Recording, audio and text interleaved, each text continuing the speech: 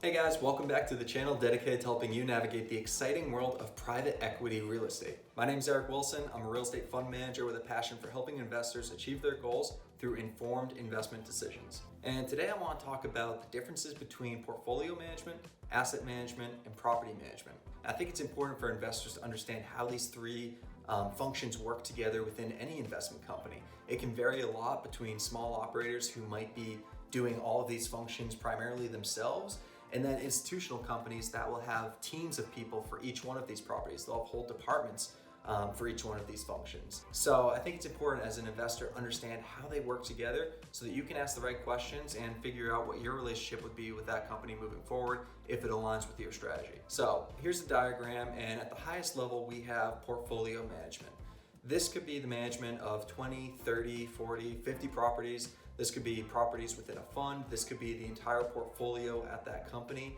But this is the highest level analysis and the strategy for that particular company and for that portfolio. One level down, you have asset management, and asset management is really the people that are responsible for driving the business plan forward on individual properties. So you might have an asset manager, an asset management group that's responsible for 8 to 12 properties within that portfolio of properties. And it's their responsibility to make sure that they're executing the business plan and making sure that that property performs to its highest potential within the overall strategy of that portfolio for that company. And then at the foundational level, you have property management. And property management is really the day-to-day operations of the property. It's dealing with tenants, it's capital improvements, it's expenses, it's bookkeeping and accounting. Like I said, it's the day-to-day operations, and we'll go into more detail about what that entails. But for right now, I just want you to understand the overall relationship, and we'll dive into each topic. So portfolio managers sit at the highest level of that diagram in the pyramid. They can be responsible for 30, 40, 50 properties, just depends on the company that you're working with. They could be responsible for a particular fund. They could be responsible for all of the properties at a particular company. And they're really responsible for the investment strategy at that company. So they look at their entire portfolio and they say, okay, how are our properties performing? Do we have any properties that are outperforming? Do we have any properties that are underperforming? How are our cash flows working together across our assets? That's what their portfolio managers do. So they look at things such as year-over-year trends. They run a lot of scenario analysis. This is the highest level of strategy at the company. So they're really dictating what we're going to do with this portfolio to hit our target returns for our investors, making sure that we have the right balance of risk and return so that we're hitting those targets that we promised our investors. When it comes to portfolio financing, this would also fall under portfolio manager's responsibility. So if a portfolio manager feels that it's the right time to refinance properties, it wouldn't be uncommon for a portfolio manager to refinance all of the properties in their portfolio at the same time. Or they could prepare a portfolio for a portfolio sale and actually sell all of the properties in their portfolio. That would be up to the portfolio manager to decide when it's the right time to do that. So like I said, a lot of scenario analysis, performance analysis, year-over-year trends. These are all the responsibilities of the portfolio manager using data that their asset managers are kicking up to them. Now, asset managers are going to be responsible for a subset of properties within the portfolio. So you might have an asset manager or an asset management group at a company that's responsible for 8 to 12 properties in a portfolio of, say, 50 properties. And they're going to be responsible for driving that business plan forward on those individual assets. So things like leasing, capital improvements, budgeting for the property, and financing, depending on the company. Those are all functions that would fall under the responsibility of the asset manager.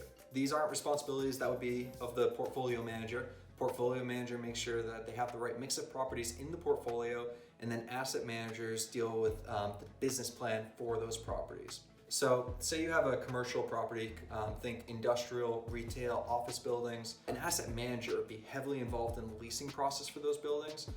Even if they're working with a third-party leasing company, they're going to be involved in selecting the right tenants. They're going to be involved in any sort of reimbursement structures that they want in place, because especially with those types of properties, the performance of the property is heavily dictated by the tenants that are in those properties. So they're going to be very involved in that process to make sure that they're executing that business plan and achieving their goals. In multifamily, when you have 100, 200, 500 plus units, they're going to be less involved in the day-to-day leasing process, but they are going to be involved, working hand in hand with that third-party leasing company, making sure that they have any concessions that they need in place to make sure that occupancy stays high on a year-over-year basis. Again, maximizing that NOI, keeping their income up, making sure that the property is performing to meet their goals. And then capital improvements, asset managers are going to be responsible for managing the GC, who's managing subcontractors, making sure that the project, whatever it is, whether it's a small renovation or a larger development project, that asset manager is going to be responsible for making sure that the project stays on time, stays on budget, and that the upside is actually going to be worth it so that we can meet our target returns. Asset managers, depending on the company, could be responsible for securing financing right at the beginning of the project. So acquisition financing, they could also be responsible for refinancing that particular project. So it could be up to the asset manager to decide that now is the right time to refinance. Let's work with this debt company, and we're going to put new debt in place, refinance. Maybe we're pushing some capital out up to the portfolio level. That's something that asset managers will work very closely with their portfolio managers on. And budgeting for that individual property. So working with the property management company to dictate, what's our target income and expenses for the year going to look like? What's our budget restrictions? What's the property management company going to be allowed to spend on small expenses? What sort of expenses is the property management going to have the freedom to do on their own? And what sort of expenses are going to have to be approved at a higher level at the asset management level? These are things that the asset manager is going to work with the property management company, again, on a regular basis, ultimately to make sure that this individual property performs at its most optimal level. Then you have property management, and property management is really the day-to-day operations of the property. This is dealing with things like leasing. This is maybe the property management team is responsible for the bookkeeping and accounting, managing expenses for that property, smaller expenses. Things like if a tenant calls and their garbage disposal is broken, they would contact the property management company. The property management company would then source a vendor, get someone in there, get it fixed, work with billing, all that good stuff. They're the ones that are providing the data up to the asset management team, who can make the higher level decisions, who then kicks information up to the portfolio management team, who ultimately makes decisions on a portfolio basis. So you see how these functions work hand in hand, and they work hand in hand at any given company. Every investment company has to execute these responsibilities. It's going to be structured differently at different companies. Smaller companies will have less people that they can work with.